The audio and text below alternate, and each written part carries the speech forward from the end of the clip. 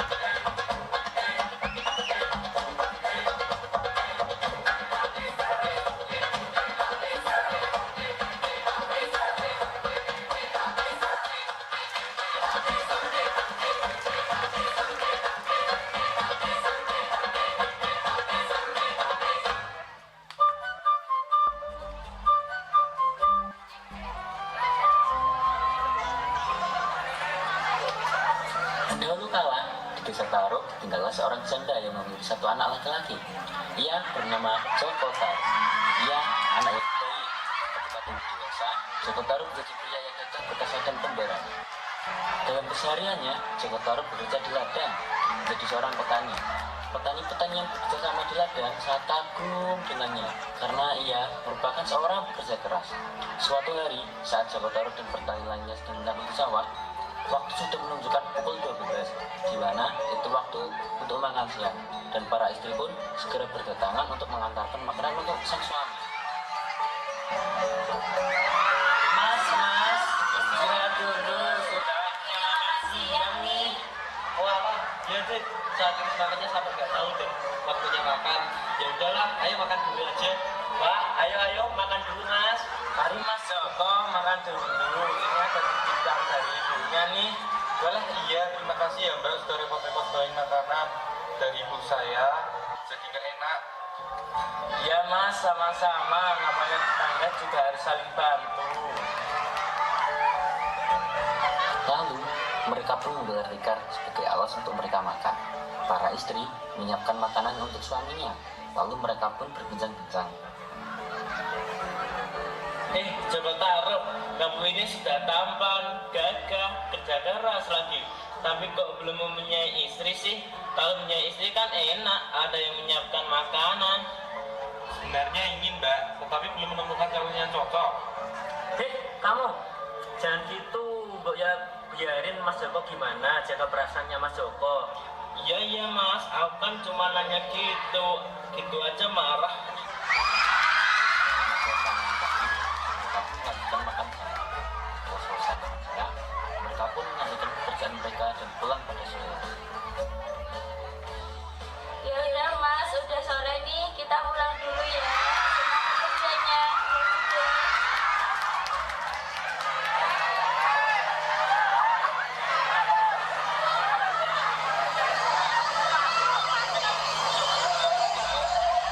Di keesokan harinya, Kotaro pergi berburu bersama seorang temannya. Berburu burung di tengah hutan. Selama seharian, Kotaro belum menemukan apapun di hutan.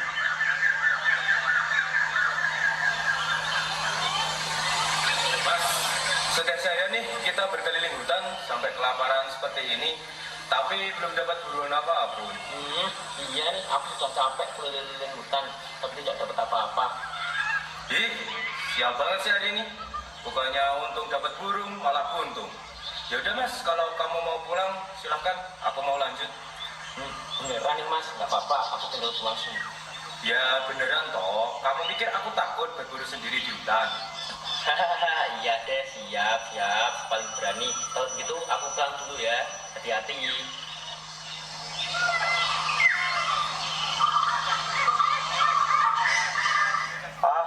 Dari tadi pagi aku menunggu hewan buruan, tapi tidak ada satupun hewan buruan yang kudapat. Duh, aku haus sekali.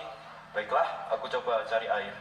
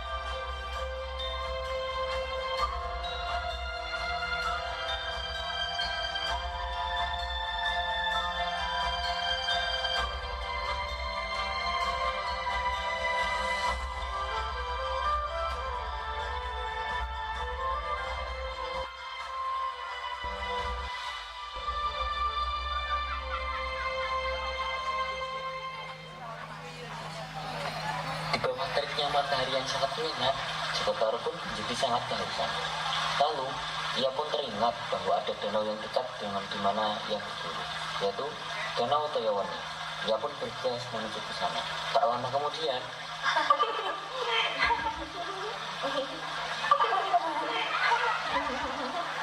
Wow, itu Danau Toyowani sudah kelihatan dari sini. Aku seperti mendengar suara gadis-gadis sedang bersenda gurau. Ini mungkin cuma khayalanku saja. Mana mungkin ada gadis-gadis bermain di tengah hutan belantara begini. dengan mengendap-endap, Joko Tarub pun melangkahkan kakinya menuju Danau Toyowani. Suara gadis-gadis itu semakin terdengar jelas. Joko Tarub pun mengintip dari balik pohon besar ke arah danau. Ada 7 gadis cantik sedang mandi di danau. Jantungku jadi berdegup makin kencang. Semuanya berparas sangat cantik. Sebentar, ternyata 7 orang gadis itu adalah bidadari yang turun dari kayangan. Apakah ini arti dari mimpiku waktu itu? Itu di atas tumpukan batu besar seperti ada tumpukan baju. Mungkin itu tumpukan baju bidadari. Jika aku mengambil salah satu pakaian bidadari ini, tentu yang punya tidak akan dapat kembali ke kayangan. Sang bidadari yang bajunya kucuri pasti akan bersedia menjadi istriku. Hari sudah mulai petang. Para bidadari yang telah selesai mandi pun bergegas kembali ke kayangan. Tetapi ada satu bidadari yang kebingungan karena selendang yang ia taruh di atas batu hilang, yang menyebabkan ia tidak bisa kembali ke kayangan dan ditinggal oleh saudari-saudarinya. Ada apa Nawangwulan? Selendang dan bajuku hilang. Tadi aku meletakkannya di atas batu bersama baju dan selendang kalian. Tanpa selendang, bagaimana aku bisa terbang ke kayangan? Oh tidak, matahari sudah ambil benam. Kita harus bergegas kembali ke kayangan. Maafkan kami Nawangwulan, tapi kami tidak bisa menemanimu. Tolong jangan tinggalkan aku. Aku sendirian di sini. Tidak bisa Nawangwulan, kita harus segera kembali ke kayangan. Jika tidak, kita bisa dihukum. Selamat tinggal Nawangwulan, jaga dirimu baik-baik. Kami harus kembali ke kayangan. Nawangwulan pun kembali mencari baju dan selendangnya ke sana kemari. Tapi hasilnya sama saja, Nawangwulan tetap tidak menemukan baju dan selendangnya. Karena baju dan selendangnya tidak ia temukan, maka ia segera kembali masuk ke Danau Toyowani. Bajuku di mana? Sebenarnya siapa yang mengambil bajuku? Bagaimana caraku untuk kembali? Kalau baju dan selendangku tidak ada, aku tidak bisa pulang ke kayangan. Dengan keputusasaannya, Nawangwulan pun berucap, Ada siapa yang bisa memberiku pakaian? Aku bersumpah, bila ia perempuan akan kujadikan saudara, tapi bila ia laki-laki akan kujadikan suamiku. Joko Tarub yang sedari tadi memperhatikan gerak-gerik Nawangwulan dari balik pohon pun tersenyum senang. Joko Tarub keluar dari persembunyiannya dan berjalan ke arah danau. Ia melepas baju dan sarungnya. Joko Tarub segera meletakkan baju yang dibawanya di atas sebuah batu besar, seraya berkata, Hai bidadari, aku Joko Tarub. Aku membawakan pakaian yang kau butuhkan. Ambillah dan pakailah segera. Hari sudah hampir malam. Joko Tarub meninggalkan Nawangwulan dan menunggu di balik pohon besar tempatnya bersembunyi. Tak lama kemudian, Nawangwulan pun datang menemuinya. Aku Nawangwulan. Aku bidadari dari kayangan yang tidak bisa kembali ke kayangan karena baju dan selendangku yang hilang entah kemana. Hai Joko, karena aku tadi sudah bersumpah, aku bersiap menerimamu untuk menjadi suamiku. Terima kasih Nawangwulan. Kalau begitu, ayo sekarang kita pulang ke rumahku. Mengenalkan Nawangwulan kepada sang ibu dan menceritakan kepada sang ibu bahwa Nawangwulan telah berjanji akan menikah dengannya. Sang ibu pun sangat senang dan menyarankan supaya segera mengadakan pesta pernikahan. Ma, aku menemukan seorang gadis yang sangat cantik. Wah, sangat cantik terpau sekali gadis ini. Siapakah dia? Dia adalah Nawangwulan. Sebenarnya aku ingin meminta restu kepada emak untuk menikahi Nawangwulan karena dia sudah mempunyai janji kepadaku untuk bersedia menjadi istriku. Emak akan langsung merestuinya. Segeralah menikah dan juga adakan pesta pernikahan. Siap, Mak. ACC. Saking senangnya sang ibu karena anak satu-satunya akan menikah, ibu Joko Tarub pun mengadakan pertunjukan untuk merayakan pernikahan sang anak.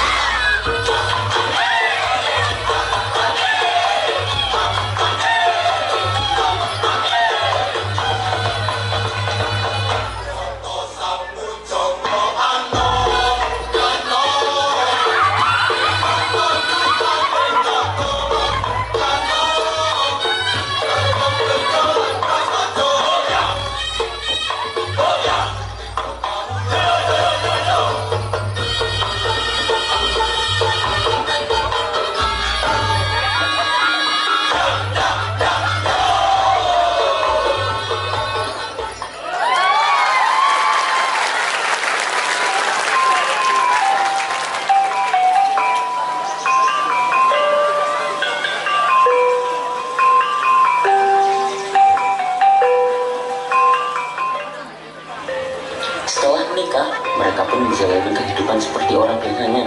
Walaupun sebenarnya seorang bidadari berasal dari kayangan, namun Wulan ini juga harus bekerja seperti layaknya manusia, seperti memasak dan mencuci. Namun sebagai seorang bidadari, dia memiliki kesaktian, yaitu tiap hari dia hanya memasak selai padi ke dalam periuk. Namun kesaktiannya itu bisa hilang jika ada seseorang yang membuka periuk di saat dia memasak nasi. Dia selalu berpesan kepada sang suami agar tidak membuka periuk saat dia masak. Hari berganti hari, bulan berganti bulan, tahun berganti tahun. Tak terasa, rumah Joko Tarub dan Nawang Wulan telah dikaruniai seorang anak bernama Nawangsit. Tak seorang pun di desa yang mencurigai siapa dari Nawang Wulan. Joko Tarub mengaku istrinya itu berasal dari sebuah desa yang jauh dari kampungnya. Sejak menikah dengan Nawang Wulan, Joko Tarub merasa sangat bahagia. Namun ada satu hal yang mengganggu pikirannya selama ini. Loh, walau dimasak setiap hari, mengapa padi di lumbung kelihatannya tidak berkurang ya? Justru lama-lama tumbukan padi itu semakin meninggi. Pada suatu pagi, Nawang Wulan hendak mencuci ke sungai. Kang Mas, jaga Nawangsi dulu ya. Aku mau mencuci dulu. Oh iya, tutup kukusan nasi yang sedang dimasak, jangan dibuka ya. Iya, Dek. Kang Mas mengerti. Ketika sedang asik bermain dengan sang anak, Joko pun teringat akan pesan yang diberikan oleh sang istri. Oh, iya. Sepatutnya tadi masak nasi. Tunggu sebentar ya, Nak. Bapak lihat dulu nasinya sudah matang belum. Tanpa sadar, Joko Tarub pun membuka bungkusan nasi itu. Ia lupa akan pesan sang istri. Hah? Di dalam bungkusan ini hanya ada setangkai padi. Nawang Wulan hanya memasak setangkai padi. Apa maksudnya? Aku tidak mengerti. Sesaat Joko Tarub masih dalam kebingungan, tiba-tiba Nawang Wulan telah sampai di rumah dan menatap marah kepada sang suami di depan dapur. Kang Mas, kenapa kau melanggar pesanku?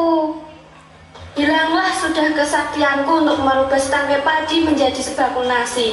Duh, mulai sekarang aku harus menunggu padi untuk kita masak. Karena itu, kau harus menyediakan lesung untukku. Maafkan aku, Wulan. Aku menyesal tidak menghiraukan perkataanmu. Semua sudah terlambat, Joko. Sejak kejadian itu, mulailah terlihat persediaan padi mereka semakin lama semakin menipis. Bahkan sekarang hanya tersisa di desa lumbung padi. Seperti biasa, pagi itu Nawang Wulan pergi ke lumbung yang terletak di belakang rumah untuk mengambil padi. Ketika sedang menarik batang padi yang tersisa sedikit itu, Nawang Wulan merasa tangannya memegang sesuatu yang lembut. Karena penasaran, Nawang Wulan pun terus menarik benda itu. Hah? Ini kan baju dan selendangku yang berwarna merah. Kenapa bisa ada di sini? Wah, ini pasti perbuatan Joko. Jadi yang mengambil baju dan selendangku selama ini adalah suamiku sendiri. Jangan harap menipuku. Sama sekali aku tidak menyangka ternyata yang tidak mencuri bajuku adalah dia. Aku ingin segera pulang ke Kayangan. Aku rindu dengan saudara-saudaraku di Kayangan. Aku ingin kembali ke asalku. Sore hari, ketika Joko Tarub kembali ke rumahnya, ia tidak mendapati Nawang Wulan dan Nawangsi di mana. Wulan, di mana kau? Hari sudah menjelang malam, tapi tak kutemukan Nawang Wulan dan Nawangsi. Di mana mereka? Tiba-tiba, Joko Tarub yang sedang berdiri di halaman rumah pun melihat sesuatu yang melayang menuju ke arahnya. Dia mengamatinya sesaat. Joko Tarub terpana. Beberapa saat kemudian, ia mengenali. Ternyata, Wulan, aku mencarimu kemana-mana. Dari mana kau, Wulan? Kau memakai baju bidadari, Wulan.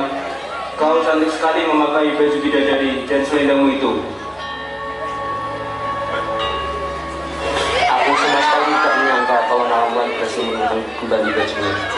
Berarti, rahasia yang tersimpan selama ini telah terbongkar.